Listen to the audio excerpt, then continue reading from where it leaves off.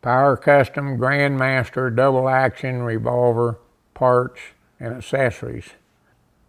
For the Smith & Wesson revolver, shims that's available for the hammer and trigger. This is the trigger shims. This is the hammer shims. For cylinder and end shake, there's two different sizes of shims, 2,000ths and 4,000ths. And then the yoke end shake, that's the area between the yoke and the frame, requires 2,000 thick shims there. So almost every revolver, brand new from the factory, will take a 2,000 yoke bearing to make the yoke properly fit the frame. All shims come separately, 10 to a package. Post 97 hammers in this row here. The first is a K and L hammer. One hammer fits both models. This is a speed hammer. We have another speed hammer for the end frame. Now you'll notice these hammers do not have a heavier checkered spur, and they also have an area relieved here to make the hammer lighter to allow for speed shooting. Set up for double action only, these will allow a much faster lock time when competition shooting. All the other hammers have checkered spurs, target style. K and L hammer for the same model of Post 97, end frame, and of course the X frame. We'll go to the pre-97 hammers, K, L, and N. These all have hammer noses that's already assembled in the hammer. All hammers have the double action sears and the hammer strut installed in the hammer. Now the hammer noses, the roller pin that holds a hammer nose in, that's manufactured out of S7 tool steel. It is assembled with the hammer nose and the spring, and this is staked very lightly in the hammer, so if you have to refit your hammer nose to your particular revolver, you can have easy access to push this roller pin out, alter your hammer nose, and reinstall it. From hammers, we'll go to trigger. One trigger, round, smooth target trigger, manufactured out of A2 tool steel, properly heat treated, smooth and round with all the internal parts.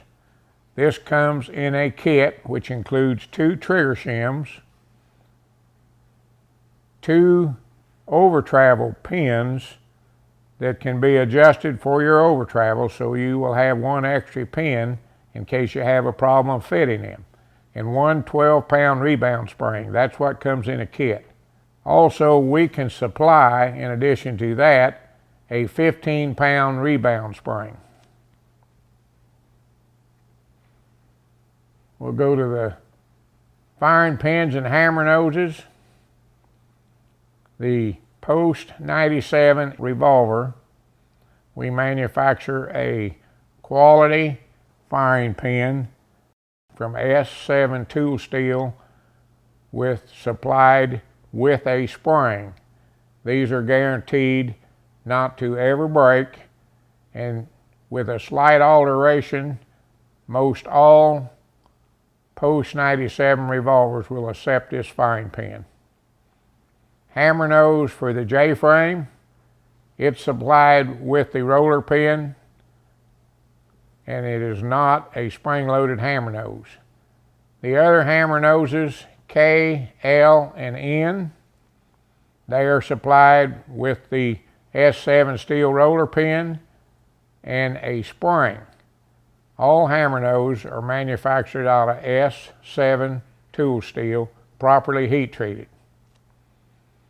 Now with a rebound block, you'll notice that most of your post 97 revolvers have MIM parts. Many people do not like the MIM parts.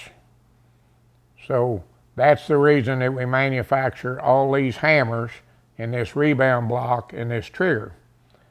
So this is a precision quality made rebound block from A2 tool steel. And it fits all K, L, N, and X revolvers, both post and pre-97. We can go to the hands. Oversize, J-frame hand, K-frame hand, L-frame hand, N-frame hand, N-frame hand with a longer pivot pin, and the X-frame hand. This covers all the hands for all the models of Smith & Wesson revolvers. Oversized cylinder stop. There are two that's available, one with a spring detent hole in the bottom of the cylinder stop for the later model revolvers, and one that is solid for the old 5-screw revolvers. We manufacture 4 different thumb pieces, blue and stainless steel. J-frame blue, J-frame stainless. All the other ones will cover all models K, L, N, and X, pre and post 97s. And if you'll notice, these are available both in blue and stainless steel. And all of our thumb pieces have a nylon ball pressed in the rear of them, which bears against the side of the revolver to allow for much easier operation. Side plate screws for pre-97, 3 blued screws supplied with a Allen wrench in one kit. For those that desire a crane ball in their Smith & Wesson, you will need a crane ball drilling fixture. But we supply a kit that has 10 crane balls, 10 springs, and a quality punch in one kit. The drilling fixture is extra. Now on a Smith & Wesson, you may need to ream the yoke to make the back of the yoke perfectly square so you have 100% bearing surface. So in that situation, you may need a yoke reamer. This is a yoke reamer. All yokes require a sleeve that slides over the yoke, and the reamer goes in the yoke like that, and you simply rotate it and push it forward and true up the back of the barrel of yoke. The sleeves are available for all model of double action Rugers and all model of double action Smith & Wessons. Now this reamer also doubles as a hammer boss cutter. So if your hammer boss is too high on the frame side, you have a problem getting in there to lower that hammer boss. This is the cutter to do the job with. The same holds true for the trigger boss. The trigger boss cutter is available. We also manufacture a complete line of tools and fixtures that will complement the double action revolver. Tools like the Series 1 stoning fixture, adapters, Joe blocks,